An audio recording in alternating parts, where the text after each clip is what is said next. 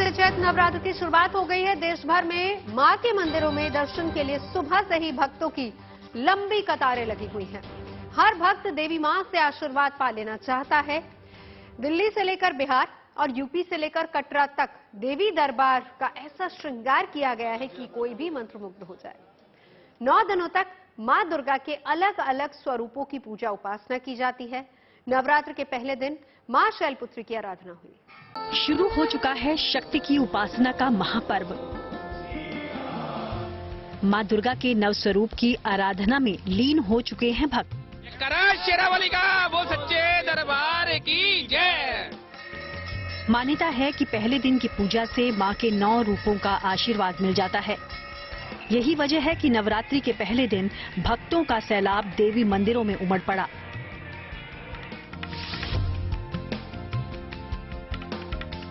नवरात्रि पर माता वैष्णो देवी का आशीर्वाद पाने के लिए देश के कोने कोने से भक्त कटरा पहुंचे हैं।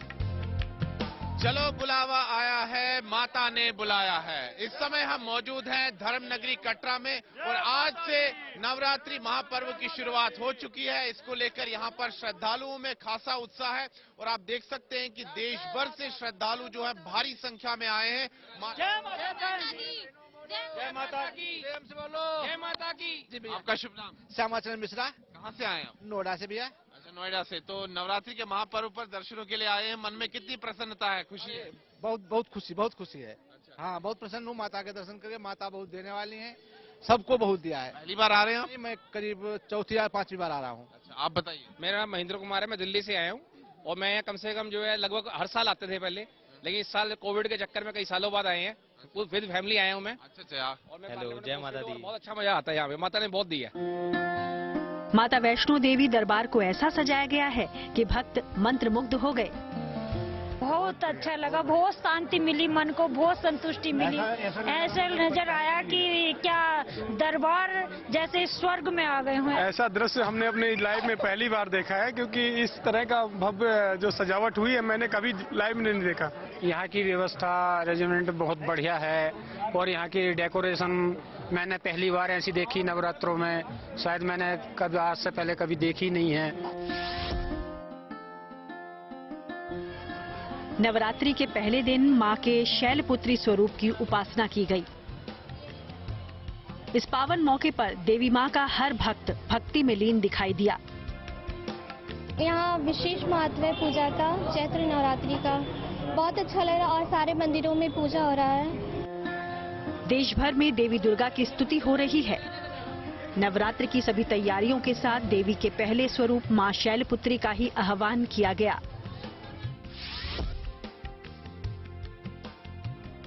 राजधानी दिल्ली के झंडेवालान मंदिर में भी सुबह से भक्तों की भीड़ लगी रही।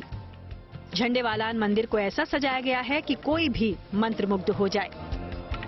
इस वक्त मैं झंडेवालान मंदिर में मौजूद हूँ। यहाँ पर भक्तों की कतार सुबह से ही लगी हुई है। दोनों तरफ आप भक्तों को देख सकते हैं और सबसे पहले मैं चाहूंगी कि मां झंडेवालान के आप दर्शन कर लें, क्योंकि यहाँ पर दूर दूर से श्रद्धालु पहुंचते हैं माता के दर्शन करने के लिए। विशेष श्रृंगार आज माता का किया गया है। पूरे मंदिर को 2 से 3 दिन पहले भव्य रूप से सजाया गया है। नवरात्रि के दूसरे दिन मां ब्रह्मचारिणी की पूजा अर्चना की जाएगी। ब्रह्म का अर्थ है तपस्या और चारिणी यानी आचरण करने वाली। इस प्रकार ब्रह्मचारिणी का अर्थ हुआ तप का आचरण करने वाली। मान्यता है कि मां दुर्गा का ये स्वरूप अनंत फल देने वाला है।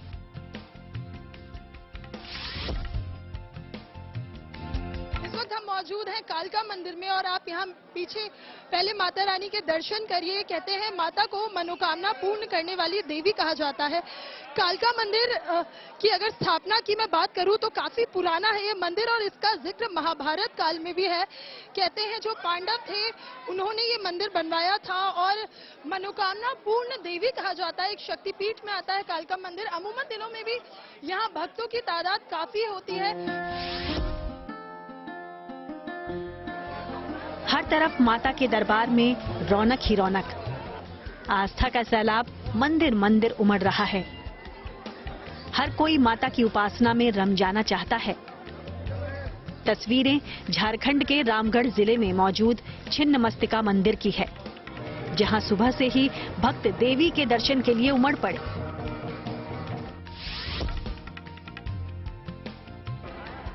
चैत्र नवरात्र के पहले दिन काशी के अलईपुरा इलाके में मौजूद देवी शैलपुत्री के मंदिर में श्रद्धालुओं की भीड़ दिखाई दी। हर भक्त अपनी मनोकामना के साथ देवी दरबार में हाजिरी लगाता दिखाई दिया। हिमालय की पुत्री होने के कारण इनका नाम शैलपुत्री पड़ा है। इनके दर्शन मात्र से सभी रोगों दुखों का नाश होता है और सुख समृद्धि की प्राप्ति होती है। क्योंकि इस बार माता का आगमन नौका से हुआ है, ये सुख समृद्धि का सूचक है। ये बासंती के नवरात्र में माँ गौरी का भी दर्शन का विधान है। देश भर के देवी मंदिरों में आस्था के पुष्प अर्पित किए जा रहे हैं। शक्तिपीठ से लेकर देवी के पालने की भी पूजा हो रही है। हम प्रयागराज के आलोक शंकरी मंदिर में हैं। यहाँ भक्तों की भारी भीड़ देखने को मिल रही है और मां के दर्शनों के लिए यहाँ पर लंबी कतार लगी हुई है। और मान्यता ये है कि इस देवी मंदिर में जो भी मनोकामना भक्त सच्चे दिल से मांगते हैं, उनकी मनोकामना यहाँ पर पूरी की जाती है। और इस मंदिर की बात करें तो यहाँ पर ये सिद्धपीठ मंदिर है और यहाँ पर देवी की कोई मूर्ति नहीं है और सिर्फ माँ के पालने की पूजा होती है।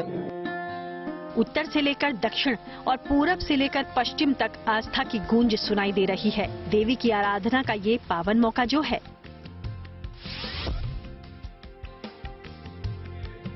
कहा जाता है कि शक्ति के सभी स्वरूपों की उपासना अगर सच्चे मन और पूरे विधि विधान से की जाए तो जीवन की हर ख्वाहिश, हर सपना पूरा किया जा सकता है। बिहार के गया में मौजूद मंगला गौरी मंदिर में इसी कामना के साथ दूर दूर से भक्त पहुंचे हैं।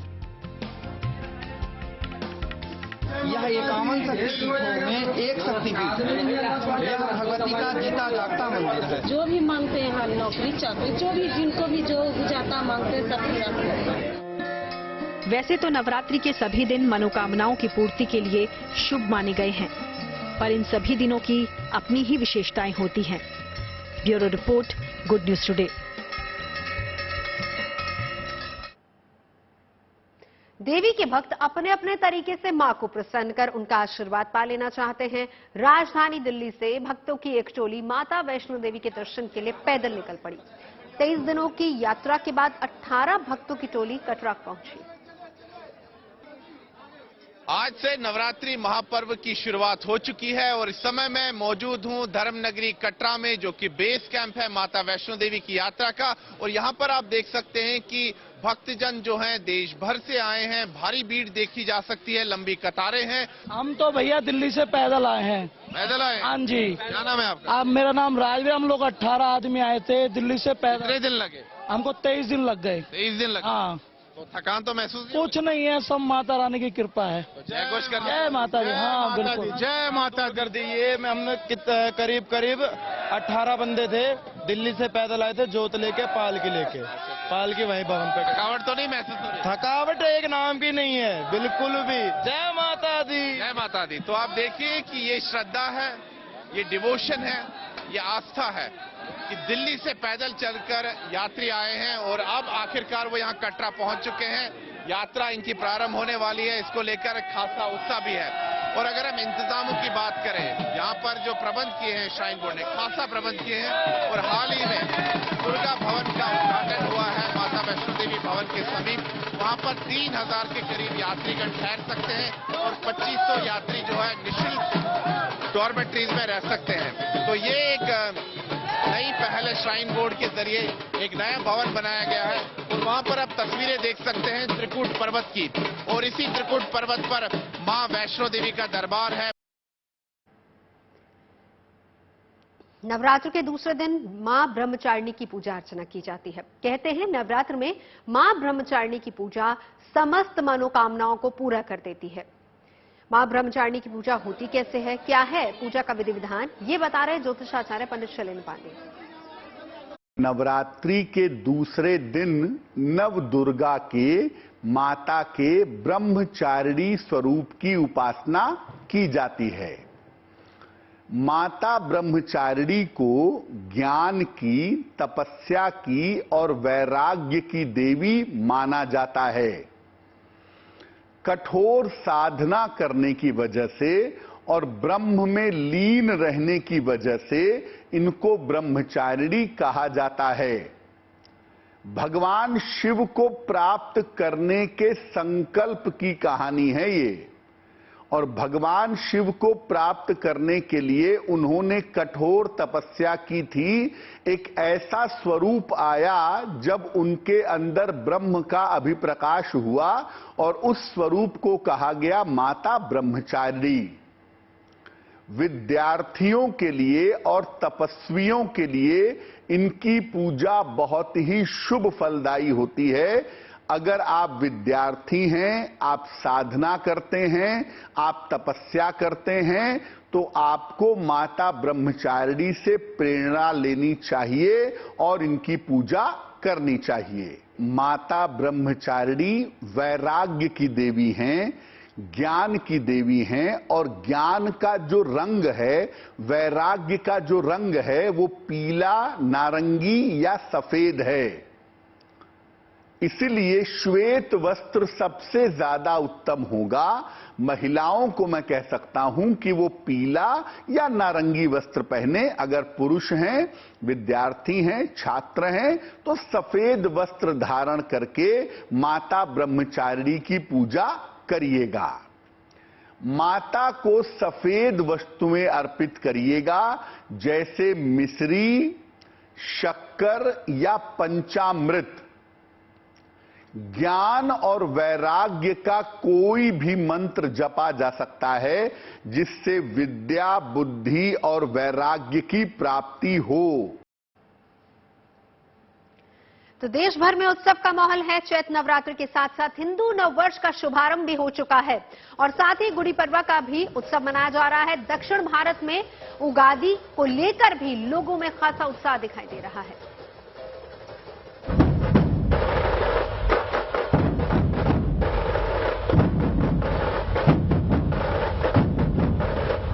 एक और पूरे देश में चैत्र नवरात्र के मौके पर मंदिरों में माता के भक्तों का जनसैलाब उमड़ रहा है, तो दूसरी ओर महाराष्ट्र में गुड़ी पड़वा का त्योहार गर्मजोशी के साथ मनाया जा रहा है।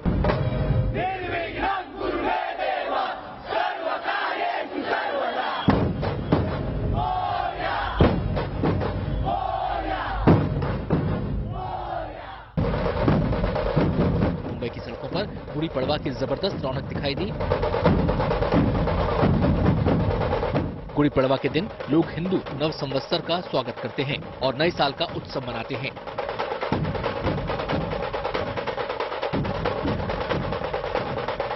महाराष्ट्र में नए साल की अगवानी के तौर पर मनाए जाने वाले त्योहार गुड़ी पड़वा की जबरदस्त रौनक दिखाई दी। मुंबई की सड़कों पर लोग गुड़ी पड़वा के रंग में सराबोर नजर आए।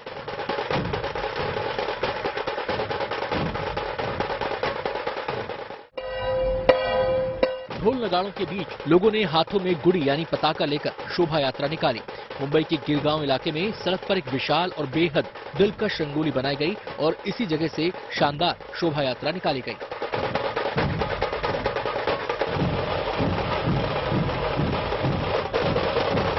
जो है वो बड़े ही धूमधाम से मनाया जाता है। गुड़ी पड़वा की महत्व महाराष्ट्र के लोगों के लिए बहुत ज्यादा होती है। ऐसे में हर साल जो है एक शोभा यात्रा निकाली जाती है और ये शोभा यात्रा बड़ी ही भव्य होती है। पिछले कई सालों से मुंबई के गिरगांव इलाके में इसी भव्यता से जो है वो शोभा यात्रा निकाली जाती है गुड़ी पड़वा के पावन अवसर पर। मराठी संस्कृति में मान्यता है कि गुड़ी पड़वा के दिन ही ब्रह्मा जी ने ब्रह्मांड की रचना की थी। यही वजह है कि इस दिन मराठी मानुष पूरी तरह पारंपरिक लिबास में सज धज कर सड़कों पर उतरता है और ढोल नगाड़ों के बीच पारंपरिक जयकारे लगाता है।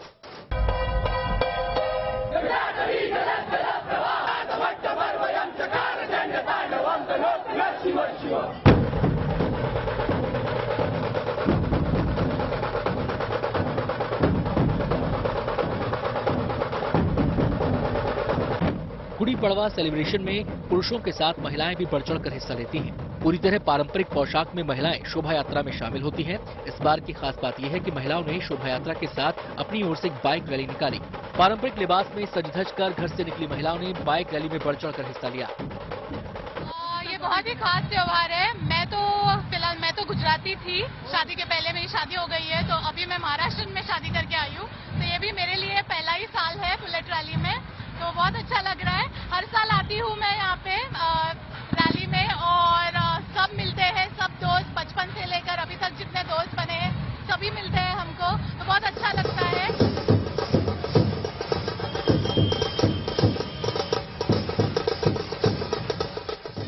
नागपुर में भी गुड़ी पड़वा का पर्व पारंपरिक हर्षोल्लास के साथ मनाया गया। नागपुर में खुद महाराष्ट्र के डिप्टी सीएम देवेंद्र फडणवीस अपनी पत्नी के साथ सेलिब्रेशन में शामिल हुए। इस मौके पर फडणवीस ने जयकारे लगाकर लोगों में जोश भरने की कोशिश की।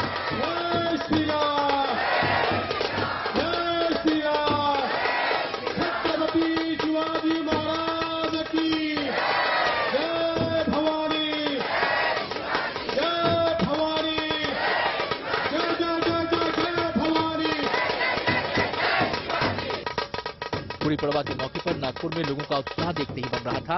इस मौके पर सफेद सलवार कुर्ते और माथे पर लाल साफा बांधे महिलाओं ने सड़क पर पारंपरिक नृत्य के जरिए समा बांध दिया।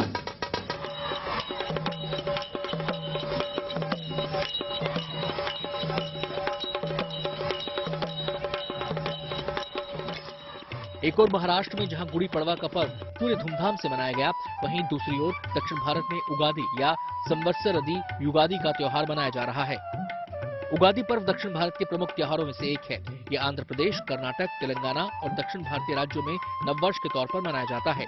तेलंगाना के हैदराबाद में लोगों ने उत्साह से उगादी मनाया। इस मौके पर भक्त मीनाक्षी मंदिर में जुटे और मां मीनाक्षी देवी से अपनी मनोकामना पूरी करने की प्रार्थना की। नए साल पर लोगों ने मां के आशीर्वाद के साथ दैनिक कार्य शुरू किए। आंध्र प्रदेश के अमरावती में सीएम वाईएस जगनमोहन रेड्डी ने अपनी पत्नी के साथ उगादी का जश्न मनाया। Bureau report, good news today. और उधर जम्मू कश्मीर के लोगों को नवरात्र के पहले दिन केंद्र सरकार की ओर से बड़ा तोहफा मिला है। दरअसल कुपवाड़ा के टीटवाल में एलओसी के पास मां शारदा देवी मंदिर का आज केंद्रीय गृह मंत्री अमित शाह ने उद्घाटन किया है, जिसके बाद मां शारदा देवी का द्वार भक्तों के लिए खोल दिया गया। और इस दौरान केंद्रीय मंत्री अमित शाह ने कहा कि जम्मू कश्मीर से धारा 370 हटने के बाद घाटी में शांति का माहौल है। जम्मू कश्मीर एक बार फिर से गंगा जमुनी तहजीब की ओर बढ़ रहा है और बताया जा रहा है कि मंदिर करीब 2400 साल पुराना है, जो कश्मीरी पंडितों की आस्था का एक प्रमुख केंद्र है। लेकिन मां शारदा देवी का ये मंदिर पिछले 76 सालों से बंद था। देश के बंटवारे के वक्त 1947 में कबायलियों ने इस मंदिर को निशाना बनाया था, जिसमें मंदिर को काफी नुकसान हुआ था। लेकिन अब 76 साल बाद एक बार फिर से मंदिर का कायाकल्प हुआ है और कर्नाटक के श्रृंगेरी मठ से मां शारदा की मूर्ति लाकर मंदिर में स्थापित की गई। नवरात्र के मौके पर जिनके दर्शन के लिए बड़ी संख्या में श्रद्धालु यहां पहुंचे हैं। आज ही के दिन हम सबका नया वर्ष शुरू होता है और उसी नए वर्ष के शुभ दिन पर आज पुनः निर्मित माता शारदा का मंदिर की अब आज से श्रद्धालु को लिए खोल दिया गया है। कश्मीर में धारा 370 हटने के बाद जो शांति प्रस्तापित हुई है, इसने घाटी को और जम्मू को फिर से एक बार अपनी पुरानी परंपराओं की ओर, पुरानी सभ्यता की ओर, गंगा जमुनी तहजीब की ओर ले जाने का काम किया है। और बात कोबरा वॉरियर एक्सरसाइज की। 7 समंदर पार ये युद्धाभ्यास चल रहा है। ये एक्सरसाइज ब्रिटेन की रॉयल एयरफोर्स के वॉरिंगटन एयर बेस पर हो रही है, जिसमें भारत की तरफ से पहली बार भारतीय वायुसेना के मिराज 2000 फाइटर जेट्स ने हिस्सा लिया। ये एक नियमित युद्धाभ्यास है जिसकी मेजबानी ब्रिटेन करता है। इसमें फिनलैंड, स्वीडन, दक्षिण अफ्रीका, अमेरिका और सिंगापुर जैसे देशों की वायुसेनाएं हिस्सा ले रही हैं। इस एक्सरसाइज का मकसद एक दूसरे के बीच तालमेल को और बेहतर बनाना और रण कौशल की बारीकियों को साझा करना है।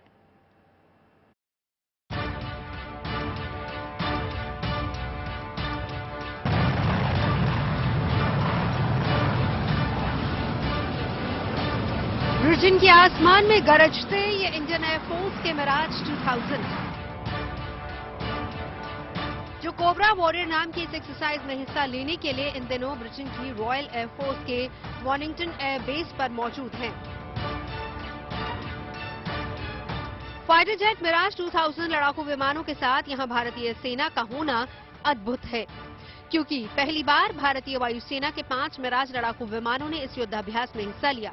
ये तस्वीरें उस वक्त की हैं जब वॉशिंगटन एयरबेस के रनवे से एक एक करके इन लड़ाकू विमानों ने उड़ान भरी और फिर अपने बाहुबल का प्रदर्शन किया।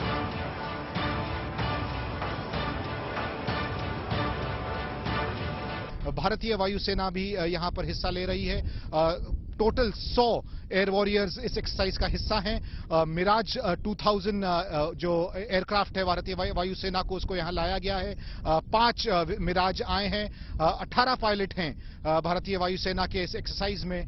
और पिछले कुछ दिनों से भारतीय वायुसेना जो और देशों की एयरफोर्स यहां पर है, उनके साथ मिलकर काफी ज्यादा ड्रिल्स एक्सरसाइजेस कर रही है। और ये काफी अहम एक्सरसाइज मानी जा रही है भारतीय वायुसेना के लिए, क्योंकि ये पहली बार है जब भारतीय वायुसेना इस एक्सरसाइज का हिस्सा बनी है। इस एक्सरसाइज के लिए जिन मिराज विमानों को वहां भेजा गया है, यहाँ पर उनकी खासियत को इसी बात से समझा जा सकता है कि इन्हीं मिराज विमानों ने बालाकोट एयर स्ट्राइक में अपने पराक्रम का अचूक प्रदर्शन किया था। इन मिराज विमानों के अलावा 2 C-17 ग्लोबमास्टर और एक IL-78 mid air refuelling aircraft भी इस कोबरा बॉर्डर अभ्यास में हिस्सा ले रहे हैं। साथ ही करीब 100 भारतीय वायुसेना के जवान भी इन दिनों ब्रिटेन में अपने पराक्रम का परिचय दे रहे हैं। इंडियन एयरफोर्स काफ़ी समय से इंटरनेशनल एक्सरसाइज में पार्टिसिपेट करते आ रही है। इनफैक्ट इस बार हम पहली बार यूके पहुंचे हैं कोबरा वॉरियर 23-1 में। हालांकि पिछले साल भी हम लोगों को इनविटेशन भेजा था रॉयल एयरफोर्स ने यहां पर आने का, पर बिकॉज ऑफ कोरोना की 3rd वेव हम यहां पर नहीं आ पाए थे। इस बार हम घर से 4500 नॉटिकल माइल दूर हैं और अपनी क्षमता को सभी को दिखा रहे हैं कि भारतीय वायुसेना कितनी काबिल है और किस तरीके से हर तरह का चैलेंज एक्सेप्ट करके उसे पूरा कर सकती है। इस एक्सरसाइज की मेजबानी हर साल ब्रिटेन करता है, जिसमें भारत पहली बार शामिल हुआ है। इसके अलावा अमेरिका, फिनलैंड, स्वीडन, दक्षिण अफ्रीका और सिंगापुर जैसे देशों की वायुसेनाएं भी इसमें पहुंची हैं, जो इस युद्धाभ्यास के दौरान अटैक और डिफेंस काउंटर एयर मिशन से जुड़ी चीजों को एक दूसरे से साझा कर रही हैं। साथ ही साथ युद्ध के बदलते तौर तरीकों को देखते हुए तालमेल को बेहतर बनाने पर भी खास जोर दिया जा रहा है। टोटल 4 देश और हैं जो हमारे साथ इसी बेस पे हर तरह के मिशन की प्लानिंग करते हैं।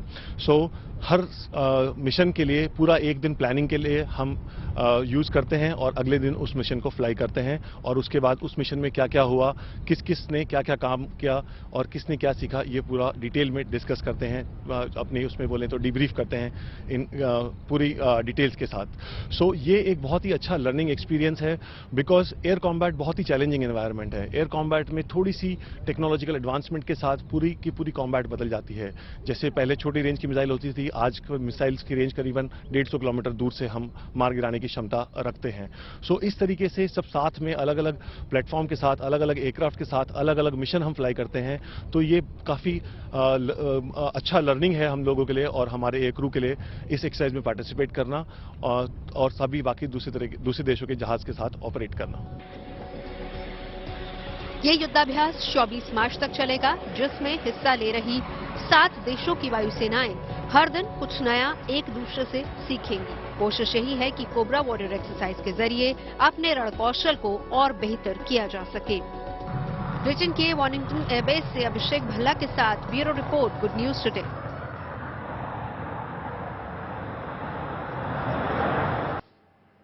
इस रिपोर्ट को देखने के बाद यहां पर यह जानना जरूरी हो जाता है कि आखिर इस एक्सरसाइज से जुड़ी रणनीति कहां और किस तरीके से बनती है। मेरे सहयोगी अभिषेक भल्ला वॉशिंगटन एयरबेस पर ही मौजूद हैं। मिशन प्लानिंग रूम में वो पहुंचे, देखिए उनकी रिपोर्ट। हम इस वक्त मिशन प्लानिंग रूम में हैं इस एक्सरसाइज के वॉशिंगटन एयरबेस में, और जहां एक तरफ बाहर एयरफील्ड्स में बहुत ज़्यादा एक्टिविटी होती है, हवाई जहाज उड़ रहे होते हैं, लेकिन दूसरी तरफ बहुत ज़रूरी है कि किस तरह सारे देशों के जो ऑफिशियल्स हैं वो आके एक दूसरे से बात करें। देख सकते हैं कैसे भारतीय वायुसेना के भी ऑफिसर्स यहाँ पर हैं और इस मिशन प्लानिंग रूम से ही सारी प्लानिंग होती है और जिस तरह के मिशंस होते हैं उनको कैसे इंप्लीमेंट करना है, जॉइंटनेस लानी है, सिनर्जी लानी है, वो सब कुछ इस मिशन प्लानिंग रूम से ही तय किया जाता है। वॉशिंगटन से अभिषेक भल्ला। अभिषेक भल्ला की रिपोर्ट देखने के बाद अब बिहार का बर्थडे मनाते हैं। आज 111 साल का हो गया है बिहार। जी हां, साल 1912 में इसी दिन बंगाल से अलग होकर बिहार एक स्वतंत्र राज्य के रूप में अस्तित्व में आया था। लेकिन बिहार दिवस का इतिहास ज्यादा पुराना नहीं है। बिहार के मौजूदा मुख्यमंत्री नीतीश कुमार की पहल से ही हर साल बिहार दिवस मनाने की शुरुआत हुई और साल 2010 में मुख्यमंत्री नीतीश कुमार ने बिहार दिवस मनाने की शुरुआत की, जिसके बाद आज के दिन यानी कि साल 22 मार्च को बिहार दिवस धूमधाम से मनाया जाता है। 22 मार्च के दिन पूरे राज्य में सांस्कृतिक कार्यक्रम होते हैं, खेलकूद, मैराथन, प्रभात फेरी जैसे कई आयोजन किए जाते हैं, जिनमें आम लोगों के साथ साथ सरकारी अफसर और सरकार के मंत्री और विधायक भी बढ़ चढ़कर हिस्सा लेते हैं। और खास बात यह है कि बिहार एक ऐसा राज्य है जिसने देश के सभी बड़े आंदोलनों में अपनी अहम भूमिका निभाई है। महात्मा गांधी के नेतृत्व में बिहार के चंपारण जिले में साल 1917 में एक सत्याग्रह हुआ। इसे चंपारण सत्याग्रह के नाम से जाना गया। गांधी जी के नेतृत्व में भारत में किया गया ये पहला सत्याग्रह आंदोलन था। यह आंदोलन नील की खेती करने वाले किसानों पर हो रहे अत्याचार के खिलाफ था, जो बहुत सफल रहा। और इसके अलावा बिहार की धरती पर कई ऐसे लोग पैदा हुए जिन्होंने राजनीति, फिल्म, संगीत, कला, साहित्य और शिक्षा के क्षेत्र में अपनी काबिलियत और हुनर से बिहार का नाम देश और दुनिया में रोशन किया। बिहार दिवस के इस मौके पर प्रधानमंत्री मोदी और मुख्यमंत्री नीतीश कुमार समेत तमाम लोगों ने अपने अपने संदेश से बिहार वासियों को बिहार दिवस की बधाई दी है। साथ ही सीएम नीतीश कुमार ने विकसित बिहार के सपने को साकार करने में भागीदारी के लिए लोगों से आह्वान किया है। आपको मालूम है कि 1911 में बिहार और उड़ीसा को एक साथ बंगाल से अलग करने की घोषणा उस समय की सरकार ने की थी और उसकी अधिसूचना 22 मार्च 1912 को जारी किया था। इसलिए हमने सोचा, हम लोगों ने सब लोगों से विमर्श किया कि आखिर बिहार दिवस किस दिन मनाना चाहिए। आज तक कभी बिहार दिवस मनाया नहीं गया, तो उसी साल, उस समय तो 98 साल हुआ था, तो हम लोगों ने उसी समय ये तय किया कि इसको हम लोग 22 मार्च 2012 को, क्योंकि उसी दिन इन लोगों ने अधिसूचना जारी की थी और उसी समय से शुरू हो रहा है और धीरे धीरे कहां नहीं होने लगा। जो बिहारवासी देश में हैं और विदेश में हैं, वो भी बिहार दिवस मनाते हैं। बिहार दिवस का इतिहास जानने के बाद अब आपको बिहार दिवस के मौके पर प्रदेश भर में आयोजित किए गए कार्यक्रमों की एक झलक भी दिखाते हैं। इस दौरान कहीं मैराथन का आयोजन किया गया, कहीं खेलकूद प्रतियोगिता हुई, तो कहीं स्कूल में गीत संगीत के कार्यक्रम हुए। 5 तस्वीरें बिहार दिवस पर हुए कई कार्यक्रमों की हैं। पटना में जहां खुद सीएम नीतीश कुमार ने बिहार दिवस से जुड़े कार्यक्रमों का उद्घाटन किया। इस कार्यक्रम में स्कूली बच्चों ने बढ़ चढ़कर हिस्सा लिया। कमोबेश ऐसी ही तस्वीरें राज्य के दूसरे हिस्सों से भी आई हैं। इन कार्यक्रमों में सरकारी अफसरों की मौजूदगी भी रही। और इधर देश की राजधानी में भी बिहार दिवस पर एक प्रदर्शनी लगाई गई है, जिसमें बिहार की कला और संस्कृति, खान पान के रंग देखने को मिल रहे हैं। इस प्रदर्शनी को देखने के लिए विदेशी सैलानी भी पहुंचे। मेरी सहयोगी श्वेता झा ने इस प्रदर्शनी का जायजा लिया। तो बिहार उत्सव में कई सारे यहाँ पर स्टॉल्स हैं, जहाँ पर मधुबनी पेंटिंग और अलग अलग तरह की कलाकृतियां आपको देखने को मिलेगी। आप देख सकते हैं कि बहुत ही खूबसूरत जो बिहार की पहचान है, मधुबनी पेंटिंग और पेपर मेसी, ये सब जो आप देख रहे हैं ये पेपर मेसी है, यानी कि पेपर को मेस करके बनाया गया है। इसकी विशेषता भी हम आपको बताएंगे, खूबी भी बताएंगे। लेकिन यहाँ पर कई सारे लोग हैं जो कि शॉपिंग कर रहे हैं सुबह से ही। तो और आपने क्या क्या चीज, मिर्च की अचार भी लिया। हाँ, और वो जो कौन सा आता है यहाँ का, कटहल और कटहल का अचार, बिल्कुल। कौन सा, ओल ओल ओल। तो यानी बहुत सारी चीजें देखिए, इन्होंने यूएस से आई है, ओल का अचार, कटहल का अचार और मिर्च का अचार, ये सारी चीजें यहाँ से वो ले जा रही है। आप अंदाजा लगाइए कि बिहार की धूम एक तरह से, या फिर बिहार की जो पहचान है वो कहाँ तक लोकप्रिय है कि जो दूर दूर से न सिर्फ यहाँ जो भारतीय हैं वो आ रहे हैं, वो खरीद रहे हैं बिहार की संस्कृति, बिहार की परंपरा को यहाँ पर समझ रहे हैं, बल्कि जो विदेशी मेहमान भी यहाँ पर आ रहे हैं। तो ऐसा नहीं कि वो आकर के बस यहाँ पर स्टॉल्स देख करके चले जा रहे हैं, विंडो शॉपिंग करके जा रहे हैं।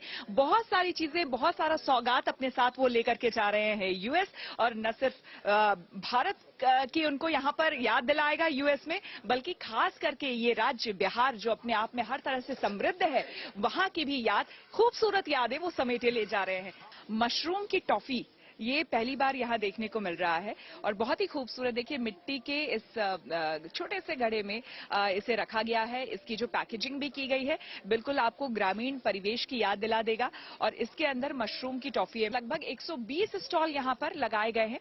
इसमें से आपको हम बता दें कि लगभग 40 स्टॉल्स ऐसे हैं जो कि अवार्डीज हैं। दो लोगों को पद्मश्री मिला हुआ है, वो लोग हैं, और लगभग 40 लोग ऐसे हैं जिनको नेशनल अवार्ड्स मिले हुए हैं, वो भी यहाँ पर आए हुए हैं। और उनके अलावा बाकी लगभग जितने भी और यहाँ पर हैं उन सभी को नेशनल अवार्ड्स मिला हुआ है। तो बहुत ही प्रतिष्ठित स्टॉल्स यहाँ पर लगाए गए हैं। बात कर लेते हैं दिल्ली मेट्रो की, जिसके नाम एक और उपलब्धि जुड़ गई है। दरअसल डीएमआरसी ने आज एयरपोर्ट एक्सप्रेस लाइन पर मेट्रो ट्रेनों की गति 90 किलोमीटर प्रति घंटे से बढ़ाकर 100 किलोमीटर प्रति घंटा कर दी। और इस लाइन पर शुरू में मेट्रो की स्पीड 100 किलोमीटर प्रति घंटा रहेगी। करीब 1 महीने की ऑब्जर्वेशन के बाद मेट्रो की स्पीड और बढ़ाई जाएगी। उम्मीद की जा रही है कि करीब 2 महीने बाद एयरपोर्ट एक्सप्रेस लाइन पर मेट्रो 120 किलोमीटर प्रति घंटे की रफ्तार से दौड़ेगी। मेट्रो की स्पीड बढ़ाने से यात्रियों को भी फायदा होगा। 4 मिनट पहले वो एयरपोर्ट पहुंच जाएंगे। बता दें कि दिल्ली में एयरपोर्ट एक्सप्रेस लाइन पर चलने वाली मेट्रो दुनिया की हाई स्पीड वाली मेट्रो में से एक है।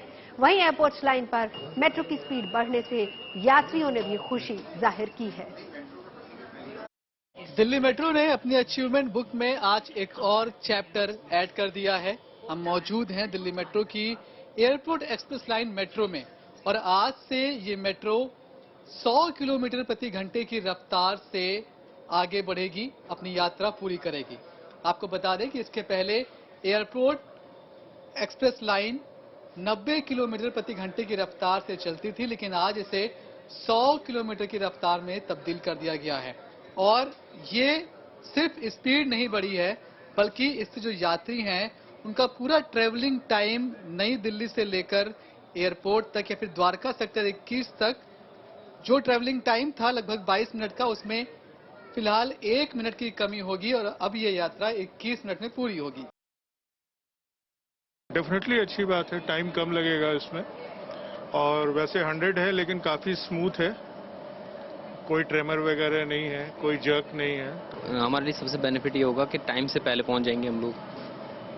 टाइम पंक्चुअलिटी अच्छी हो जाएगी। लेट हो जाती, डिले हो जाती है काफी दफा ट्रेन, तो डिले ठीक हो जाएगी, डिले नहीं हो पाएगी जल्दी से ट्रेन। देखो ये तो फायदा हमें होगा ही कि डेली के हमारे अगर 4-5 मिनट बचते हैं। इनिशियली जब ये 2010 में शुरू हुई थी, मैं तब से ट्रैवल कर रही हूँ, डे 1 से, और वी वर वेटिंग कि ये ट्रेन कब चलेगी। खबरें सच्ची होनी चाहिए, अच्छी खुद ब खुद लगती हैं। Navjot Randhawa signing off. आज सुनते रहिए गुड न्यूज, देखते रहिए गुड न्यूज टुडे।